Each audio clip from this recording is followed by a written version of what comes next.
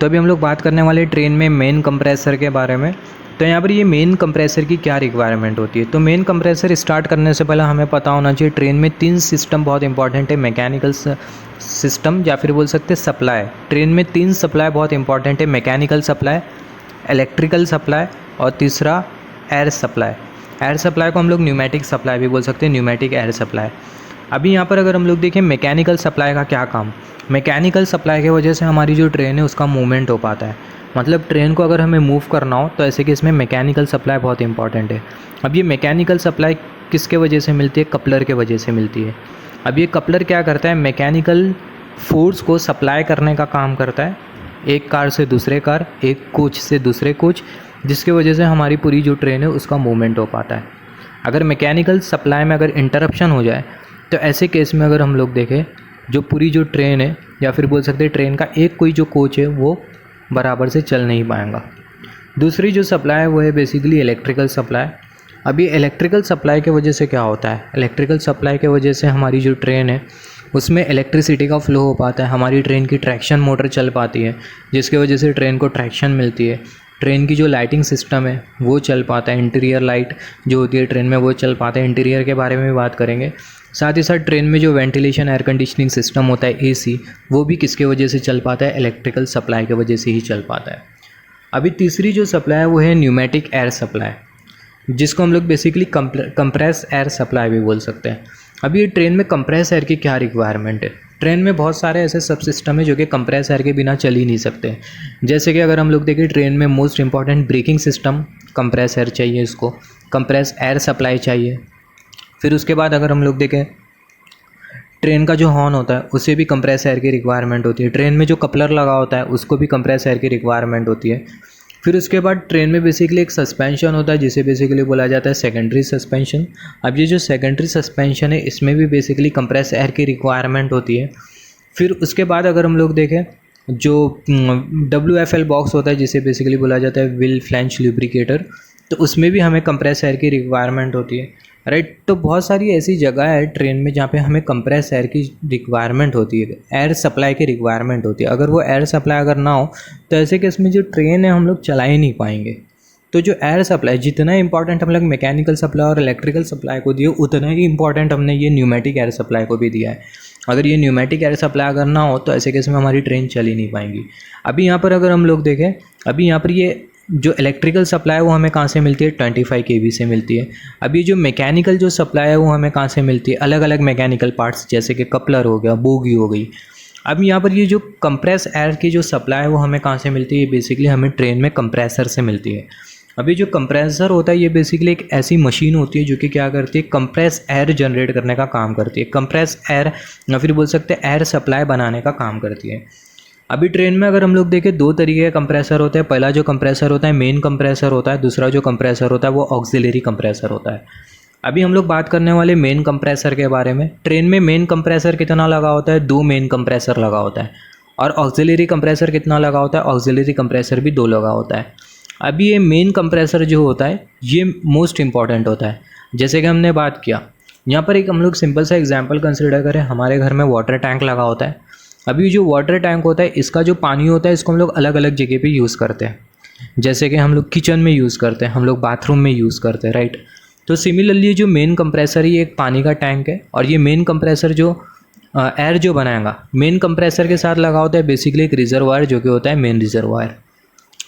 ये जो main compressor है इसको हम लोग मोटर के साथ कंपेयर कर सकते हैं। जैसे कि हमने बात किया घर में टैंक लगा होता है, अब वो टैंक में पानी कैसा जाता है, टैंक में पानी जाता है मोटर के वजह से। जो मोटर है वो क्या करती है, सेंट्रीफ्यूगल टाइप की जो मोटर होती है वो क्या करती है, पानी को सर्कुलेट करती है, हमारे वाटर जो टैंक होता है उसमें पानी को भेजती है। अभी वो जो वाटर टैंक में जो पानी है उसको हम लोग अलग अलग जगह पे यूज़ करते हैं। सिमिलरली जो मेन कंप्रेसर है वो एक तरीके से मोटर है जो कि कंप्रेस एयर बनाएगा। अब वो जो कंप्रेस एयर है उसको हम लोग मेन रिजर्वायर होता है उसमें हम लोग क्या करते हैं, स्टोर करते हैं। अब वो जो मेन रिजर्वायर की जो एयर होती है, जो मेन रिजर्वायर जो होता है वो एक तरीके से पानी का टैंक, हम लोग उसको कंपेयर कर सकते हैं पानी के टैंक से। अब वो जो मेन रिजर्वायर की जो एयर है उसको हम लोग अलग अलग जगह पे यूज़ करते हैं, राइट। अब जो मेन जो रिजर्वायर है उसकी जो कैपेसिटी होती है वो होती है 200 लीटर, जिसके बारे में हम लोग आगे बात करेंगे। तो यहाँ पर ये जो मेन कंप्रेसर होता है ये इंपॉर्टेंट होता है जैसे कि हमने बात किया, क्योंकि यही एयर जो बनाता है उसको हम लोग मेन रिजर्वायर में स्टोर करते हैं। इसकी जो एयर होती है इसको हम लोग मेन रिजर्वायर में स्टोर करते हैं। अभी दूसरा जो कंप्रेसर है बेसिकली ऑक्सिलरी कंप्रेसर है। अभी ऑक्सिलरी कंप्रेसर की क्या रिक्वायरमेंट होती है, जब हमारी ट्रेन पूरी तरीके से बंद होती है, पूरी तरीके से ऑफ हो जाती है, पेंटो वेंटो जब पूरी तरीके से नीचे आ जाता है, तो ऐसे केस में अगर हम लोग देखें, ऐसे केस में हमें ऑक्सिलरी कंप्रेसर की रिक्वायरमेंट होती है। यहाँ पर ये जो मेन कंप्रेसर है वो तभी काम करेगा जब ट्रेन का पेंटो OHE के कांटेक्ट में होगा। बट जब ट्रेन का पेंटो OHE के कांटेक्ट में नहीं होगा तो ऐसे केस में जो मेन कंप्रेसर होगा वो चल नहीं पाएगा। तो मान लेते जो ट्रेन है उसको हमने पार्क किया और दोनों जो पेंटो है उसको हमने क्या कर दिया, डाउन कर दिया, राइट। तो यहाँ पर अभी अगर हम लोग देखें, हमने पेंटो डाउन कर दिया तो क्या ये मेन कंप्रेसर चलेगा? तो ये मेन कंप्रेसर नहीं चलेगा। यहाँ पर एक और एक कंडीशन होती है, जब तक हमारे रिजर्वायर, मेन जो रिजर्वायर होता है MR रिजर्वायर, उसकी जो एयर है वो एक पर्टिकुलर लिमिट के ऊपर नहीं जाती, तब तक कि हमारी जो ट्रेन है वो स्टार्ट नहीं होने वाली, राइट। तो जो मेन रिजर्वायर जो है उसमें जो एयर है वो बेसिकली 8 बार से 10 बार के बीच में होना चाहिए, मिनिमम 7 बार। अगर 7 बार के नीचे अगर मेन रिजर्वायर में अगर एयर होती है तो ऐसे केस में हमारी जो ट्रेन है वो स्टार्ट नहीं होने वाली, राइट। तो ऐसे केस में अगर हम लोग देखें, ये जो मेन रिजर्वायर है इसमें हमें कुछ एयर बनाना है, राइट। तो कुछ एयर बनाना है तो इसके लिए हमें क्या करना होगा, मेन कंप्रेसर को चलाना होगा। अब मेन कंप्रेसर तभी चलेगा जब हमारा पेंटो उठेगा। अब पेंटो को उठाने के लिए हम लोग क्या करें, तो पेंटो को उठाने के लिए हमारे पास होता है ऑक्सिलरी कंप्रेसर। अभी जो ऑक्सिलरी कंप्रेसर होता है बेसिकली 110 वोल्ट पे चलता है, और ये जो ऑक्सिलरी कंप्रेसर है बेसिकली क्या करता है, पेंटोग्राफ को रेज करता है, और जब पेंटोग्राफ हमारा रेज होता है, ट्रेन स्टार्ट होती है, तो ये मेन कंप्रेसर स्टार्ट हो जाता है। तो जो ऑक्सिलरी कंप्रेसर है 110 वोल्ट पे चलता है, और ये जो 110 वोल्ट है ये बेसिकली हमें ट्रेन की बैटरी से मिलता है, जिसके बारे में बात करेंगे। तो यहाँ पर ये जो मेन कंप्रेसर है ये ट्रेन में बेसिकली कितना लगा होता है, 2 लगा होता है। और ये जो मेन कंप्रेसर है ये बेसिकली एयर बनाता है, और ये जो एयर होती है इसको हम लोग मेन रिजर्वायर में फीड कर देते हैं। और जो ऑक्सिलरी कंप्रेसर है वो कितना होता है, 2 होता है। और जो ऑक्सिलरी कंप्रेसर है वो पेंटो को रेज करने के लिए हम लोग यूज़ करते हैं। अब यहाँ पर एक चीज़ देखें, जब हमारा मेन कंप्रेसर चलेगा तो ऑक्सिलरी कंप्रेसर नहीं चलेगा, और जब हमारा ऑक्सिलरी कंप्रेसर चलेगा तो मेन कंप्रेसर नहीं चलेगा। और एक चीज़, जब हमारी ट्रेन चल रही होती है तो एट अ टाइम एक जो मेन कंप्रेसर होता है, जब हमारी ट्रेन चल रही होती है तो मेन कंप्रेसर ही काम करता है, और जब हमारी ट्रेन चल रही होती है तो एक टाइम में एक ही मेन कंप्रेसर काम करेगा। दूसरा वाला जो मेन कंप्रेसर होगा वो दूसरे मोड पे चलेगा, जिसके बारे में हम लोग बात करेंगे। बट अगर MR रिजर्वायर का अगर एयर बहुत कम हो जाती है, ट्रेन चल रही है और MR रिजर्वायर की जो एयर है वो बेसिकली 7 बार के नीचे आने लग रही है, तो ऐसे केस में दोनों जो कंप्रेसर होंगे साथ में काम करेंगे, जिसके वजह से जल्दी से हमारी MR टैंक में प्रेशर बिल्डअप होगा। अभी हम लोग ये वाली वीडियो में बात करने वाले मेन कंप्रेसर के कंपोनेंट के बारे में। मेन कंप्रेसर ट्रेन के नीचे हमें कुछ इस तरीके से दिखाई देता है, राइट। अभी इसके हमें कंपोनेंट्स के बारे में बात करना है, इसके पार्ट्स के बारे में बात करना है। अभी जो कंप्रेसर होता है बेसिकली चलता क्या है, ये चलता किस तरीके से, ये जो कंप्रेसर होता है क्या करता है, जो एटमॉस्फेयर से जो एयर होती है उसे क्या करता है, सक करने का काम करता है, और वो जो एयर है उसे क्या करता है, कंप्रेस्ड करता है, और वो जो कंप्रेस्ड एयर है उसे मेन रिजर्वायर में भेज देता है। तो कंप्रेसर हमें कुछ इस तरीके से दिखाई देगा। कंप्रेसर के अगर हम लोग पार्ट्स देखें, यहाँ पर अभी अगर हम लोग देखें जो हमें जो दिखाई दे रहा है इसको हम लोग क्या बोलते हैं, ये वाला जो पार्ट हमें जो दिखाई दे रहा है उसको हम लोग बेसिकली बोलते हैं इंटरकूलर, या फिर बोल सकते हैं आफ्टर कूलर। इसे इंटरकूलर या फिर बोल सकते हैं आफ्टर कूलर। यहाँ पर ये जो हमें जो दिखाई दे रहा है इसको हम लोग बेसिकली बोलते हैं ऑयल लेवल इंडिकेटर।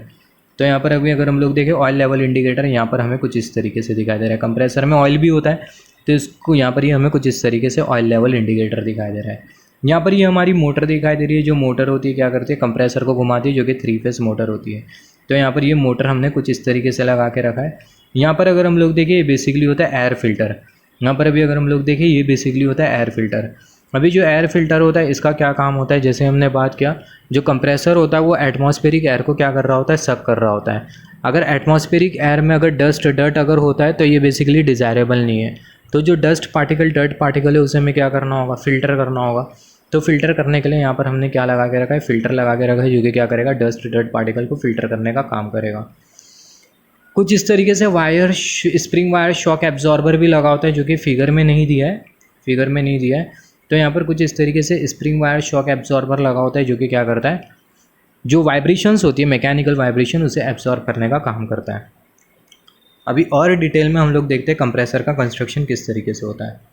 तो यहाँ पर अभी अगर हम लोग देखें, यहाँ पर ही हमने कंसिडर किया AC मोटर। ये जो मोटर है ये कौन सी मोटर है, AC मोटर है, 3 फेज इंडक्शन मोटर है, राइट।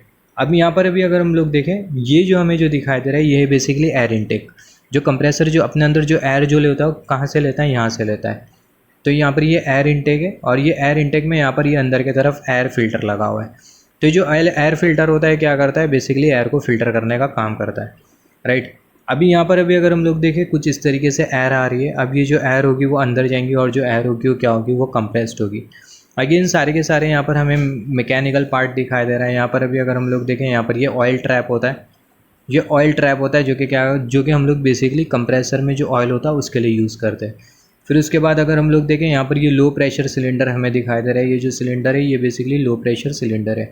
जो कंप्रेसर है क्या करेगा, लो प्रेशर को हाई प्रेशर में कन्वर्ट करेगा। तो यही रीज़न की वजह से जो लो प्रेशर एयर है उसे हाई प्रेशर एयर में कन्वर्ट करेगा। तो यहाँ पर ये लो प्रेशर सिलेंडर हमने कंसिडर किया है, राइट। फिर उसके बाद अभी अगर हम लोग देखें, यहाँ पर भी लो प्रेशर सिलेंडर, यहाँ पर भी लो प्रेशर सिलेंडर।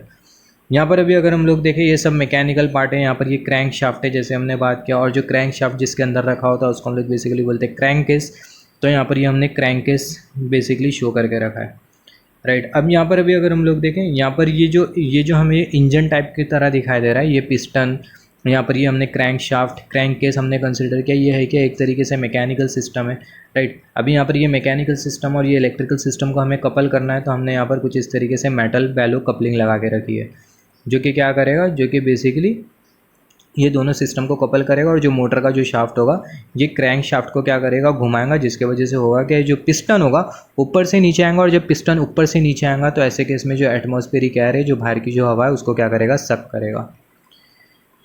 फिर उसके बाद अभी अगर हम लोग देखें, सक करेगा। फिर उसके बाद अगर हम लोग देखें, सक करने के बाद जो एयर होगी वो कंप्रेस्ड होगी। फिर उसके बाद अगर हम लोग देखें, जो एयर होगी वो क्या होगी, वो बाहर की तरफ सर्कुलेट हो जाएंगी, एमआर रिजर्वायर में चले जाएंगी, राइट।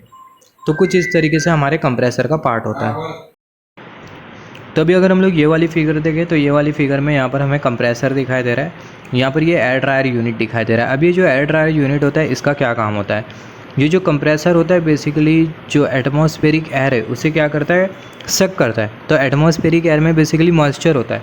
तो जो मॉइस्चर है ये भी कंप्रेसर में चले जाता है, और जो कंप्रेसर है मॉइस्चर और जो एयर है दोनों को कंप्रेस करता है। अब यहाँ पर अगर हम लोग देखें, compress air along with the moisture, इसको अगर हम लोग हमारे सिस्टम में ट्रांसमिट करें तो हमारा सिस्टम क्या हो जाएगा, ख़राब हो जाएगा। तो यही रीज़न की वजह से हमें क्या करना होता है, जो मॉइस्चर है उसे हमें सेपरेट करना होता है। तो मॉइस्चर को सेपरेट करने के लिए हमारे पास ये होता है बेसिकली एयर ड्रायर यूनिट, जो कि मॉइस्चर को सेपरेट करने का काम करता है।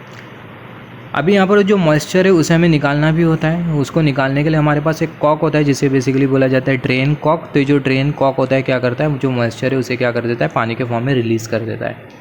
अभी यहाँ पर हमें दिखाई दे रहा है ब्रेक कंट्रोल यूनिट। अभी ये ब्रेक कंट्रोल यूनिट का क्या काम होता है, अभी जो ब्रेक कंट्रोल यूनिट है, एक कार में, एक कोच में एक ब्रेक कंट्रोल यूनिट होता है। और ये जो एक ब्रेक कंट्रोल यूनिट है, दो बोगी के जो ब्रेकिंग होती है उसे कंट्रोल करने का काम करता है।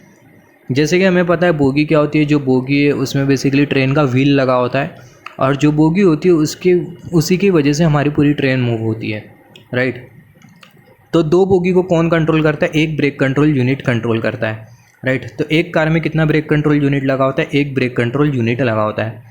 तो यहाँ पर ये जो ब्रेक कंट्रोल यूनिट होता है ये क्या करता है, दो बोगी के जो ब्रेकिंग्स होते हैं उसे कंट्रोल करने का काम करता है। हम लोग मोर प्रिसाइजली बोल सकते हैं और एक कंट्रोल यूनिट होता है जिसे बेसिकली बोला जाता है ब्रेक इलेक्ट्रॉनिक कंट्रोल यूनिट।